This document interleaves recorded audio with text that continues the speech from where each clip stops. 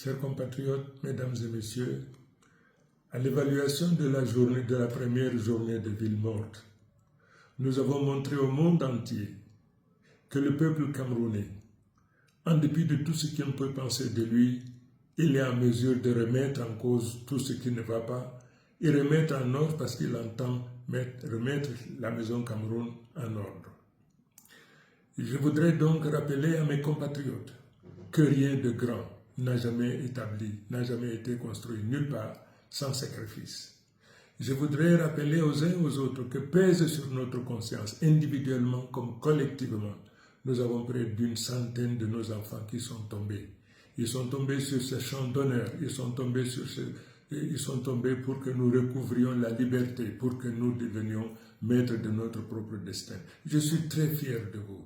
Vous avez jeté votre dévolu sur moi pour que je sois votre président. Je suis fier d'être le président d'un peuple qui est capable de se tenir debout, vent debout, droit dans ses bottes, pour relever tous les défis.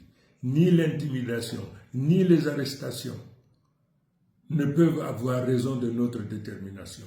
Mais je voudrais demander à nos forces de défense et de sécurité, cette bataille aussi est la vôtre. N'acceptez pas de tourner vos armes contre votre peuple. C'est votre peuple, c'est vous-même. Vous connaissez autant que nos compatriotes, sinon plus que nos compatriotes, ce qui se passe. Qu'est-ce qui est aux commandes? Qu'est-ce qui gouverne? Quels sont ceux qui confisquent toutes les richesses dont la nature nous a pourvues? Vous le savez, vous, forces de défense et de sécurité. Tenez-vous du côté de votre peuple. Ce combat est un combat du peuple. Ce peuple n'abdiquera pas. Ce peuple se tiendra debout, quoi qu'il arrive, simplement parce que aucun peuple ne s'est libéré, jamais libéré, sans sacrifice.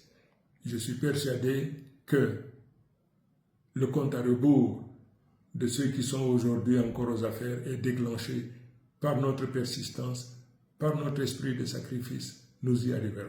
Je voudrais également faire un clin d'œil à nos parlementaires, ceux-là qui ont refusé de cautionner l'imposture, le mensonge. Vous savez, il y a deux présidents désormais. Il y a le président élu par le peuple camerounais que je suis, et puis il y a le président nommé par le président du Conseil constitutionnel que vous connaissez. Aujourd'hui que le peuple a pris son destin, il faudrait qu'il comprenne, quoi qu'il arrive, ils finiront par partir, parce que le peuple souverain qui a pris son destin fera tout pour qu'il en soit ainsi. Je vous remercie.